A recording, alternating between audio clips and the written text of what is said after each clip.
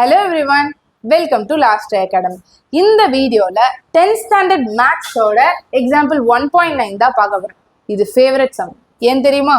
ஏன்னா இதுல ஃபார்முலாஸ் போடணும்னு அவசியமே இல்லை.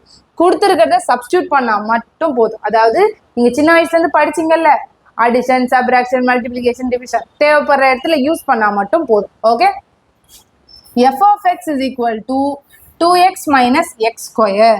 ஓகேங்களா? ஃபர்ஸ்ட் வந்து x. இப்போ என்ன கொஸ்டின் கேட்டிருக்காங்க பாருங்க. Fine f of 1. Second question f of x plus 1. Third question f of x plus f of 1 கேட்டிருக்காங்க. ஃபர்ஸ்ட் x equal to 1 போடலாம். இதுதானே x, அப்போ நம்ம 1 தானே எடுக்கலாம். x equal to, ஏன் மேம் எங்கேருந்து மேம் சடன்லி 1 வந்துச்சு அப்படின்னா இது 1. இதே இந்த இடத்துல f2 கண்டுபிடிங்க அப்படின்னு கேட்டிருந்தாங்கன்னா நீங்க f of 2 அப்படின்னு சொல்லி எக்ஸ் எங்கெங்கெல்லாம் இருக்கோ அந்த இடத்துல நீங்க வந்து 2 போட்டிருப்பீங்க.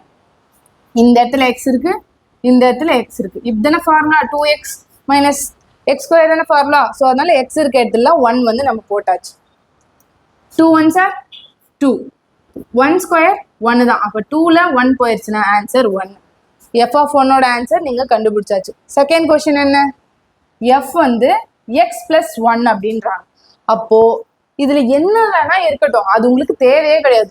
இது அப்படியே எடுத்துட்டு போய் எக்ஸ்ல சப்ஸ்டியூட் பண்ணும். இப்போ இதுல வந்து உங்களோட நேமே இருக்கு அப்படின்னாலுமே அதை அப்படியே எடுத்துட்டு போய் நீங்க சப்ஸ்டியூட் பண்ணலாம். வாட்ச் அப்படின்னு இருக்கு அப்படின்னா அப்படியே போய் இங்க சப்ஸ்டியூட் பண்றதுதான் நம்மளோட வேலையே. Okay, F of X plus 1 is equal to 2x minus X square. கரெக்டா? இதை நாங்க கொடுத்த ஃபார்முலா. எக்ஸுக்கு பதில் எக்ஸ் பிளஸ் 1 அப்படியே சப்ஸ்டியூட் பண்ணிக்கிட்டேன். இந்த எக்ஸ் ஸ்கொயர் இந்த எக்ஸுக்கு பதில் அப்படியே சப்ஸ்டியூட் பண்ணிக்கிட்டேன். இந்த மேல இருக்க நம்பரும் போட்டுக்கிட்டேன், முன்னாடி இருக்க நம்பரும் போட்டுக்கிட்டேன். ஓகே, இதுதான்ப்பா மேக்ஸ். கேட்குற கேள்விக்கு பதில் சொன்னா போதும். எக்ஸ்ட்ராவா நான் போடுறேன், 2 வந்து பக்கத்துல போடுறேன்லாம் போடக்கூடாது. அப்படியே ரீப்ளேஸ் பண்ணி அப்படியே ஆன்சர் போட வேண்டியதுதான். இப்போ பார்க்கலாமா? இப்போ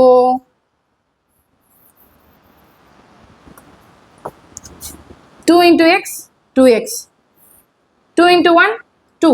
நடுவில் பிளஸ் சிம்பிள் இருக்கு, பிளஸ் சிம்பிள் போட்டாச்சு. ஓகே, இந்த மைனஸ் சிம்பிள் இருக்கு, மைனஸ் சிம்பிள் நான் போட்டாச்சு. இது பார்க்க a plus B whole square formula மாதிரியே இருக்கா? அப்போ போடலாமா? a square plus 2ab plus B square. ஓகேங்களா? a ஸ்கொயர்னா என்ன? ஏன்றது இங்க எக்ஸ், பின்றது 1. ஸோ அதனால எக்ஸ் ஸ்கொயர்னு போட்டுக்கிட்டேன். பிளஸ் 2, ஏன்றது இங்க எக்ஸ், பின்றது 1 தான். நான் 1 போட்டாலும் 1 தான், போடலனாலும் 1 தான், அதனால நான் போட்டுக்கல. பிளஸ் பி ஸ்கொயர், 1ஓட ஸ்கொயர் என்னப்பா 1 தான், அதனால நாங்க இங்க 1ன்னு போட்டுக்கிட்டேன். இப்போ நெக்ஸ்ட் என்ன பண்ணலாம்? இதை பிராக்கெட்டை விட்டு வெளியே கொண்டு வரணும். 2x பிளஸ் 2, இப்போ இது எல்லாமே பிராக்கெட் விட்டு வெளியே வருது. Minus X square plus into minus minus minus 2x plus into minus minus 1. புரியுதா? பிராக்கெட் அப்படின்றது எப்பயுமே நமக்கு இன்டூவை தான் குறிக்கும், மல்டிப்ளிகேஷனை தான் குறிக்கும். அதனால இந்த பிராக்கெட் விட்டு நீங்க வெளியே கொண்டு வரும்போது அது எல்லாமே மல்டிப்ளை ஆகி உங்களுக்கு ஒரு சிம்பிள் வருது. ஓகேங்களா? இப்போ என்ன பண்ணலாம்? இந்த பிளஸ் 2xம் மைனஸ் 2xம் கேன்சல் ஆயிடுமா? இப்போ பேலன்ஸ் என்ன இருக்கும்? ஒரு மைனஸ் எக்ஸ் ஸ்கொயர் இருக்கும். அது கூட 2ல 1 போயிடுச்சுன்னா ஒரு அப்பாவியான பிளஸ் 1 வந்து இருக்கும். ஓகே, 2 2 நம்பர், ஒரு நம்பரை மைனஸ் பண்ணீங்கன்னா 1 பிளஸ் 1 தானே, இது பிளஸ் 1 இருக்கும். நான் ஏன் இந்த அளவுக்கு சொல்றேன்னா, சிம்பிள் இஸ் வெரி இம்பார்ட்டன்ட். நீங்க கரெக்டா சைனை வந்து சேஞ்ச் பண்ணிடுறீங்க. ஐ மீன் இந்த சைன்ஸ்லாம் ரொம்ப இம்பார்ட்டன்ட். ஓகே, இதுதான் அதுக்கு ஆன்சர். இப்போ தேர்ட் என்ன பண்ணணும்? எஃப் ஆஃப் எக்ஸையும் எஃப் ஆஃப் 1ஐயும் ஆட் பண்ணணுமா?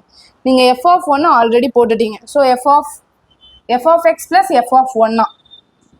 எஃப் ஆஃப் எக்ஸோட வேல்யூ என்ன? 2x மைனஸ் எக்ஸ் ஸ்கொயர் கொடுத்துருக்கிறது அப்படியே போட்டாச்சு. ஓகே, நெக்ஸ்ட் எஃப் ஆஃப் 1ஓட வேல்யூ என்ன? நீங்க கண்டுபிடிச்ச 1ன்றதையும் போட்டாச்சு. இப்போ இது என்ன பண்ணலாம்? என்ன பண்றது? ஒன்றும் பண்ண முடியாது, அப்படியே பிராக்கெட் வெளியே கொண்டு வர வேண்டியதுதான். பிராக்கெட் வெளியே கொண்டு வந்து கரெக்டா எக்ஸ் ஸ்கொயர் டேர்ம், ஒரு எக்ஸ் டேர்ம், ஒரு கான்ஸ்டன்ட் டேர்ம் அப்படின்றதுக்கு ஏற்ற மாதிரி நம்ம அடுக்கிறோம். அவ்வளவுதான். இப்போ இது பிராக்கெட் உள்ள போனாலும் வெளியே போனாலும் எதுவுமே பண்ண முடியாது, பிகாஸ் இங்கே பிளஸ் சைன் இருக்கு. 2x இது எப்படி வரும்? Next step 2x minus X square plus 1 இப்படிதான் வரும். இந்த ஸ்டெப்ல இருந்து நான் ஆர்டரா அரேஞ்ச் பண்ணி எழுதிக்கிறேன் அப்படின்னு சொல்லி நம்ம இந்த மாதிரி ஆர்டர்ல அரேஞ்ச் பண்ணி எழுதியிருக்கோம். ஓகேவா? அவ்வளவுதான். இங்க ஒரு நோட் கொடுத்துருக்காங்க. F of X plus F of 1 not equals to F of X plus 1.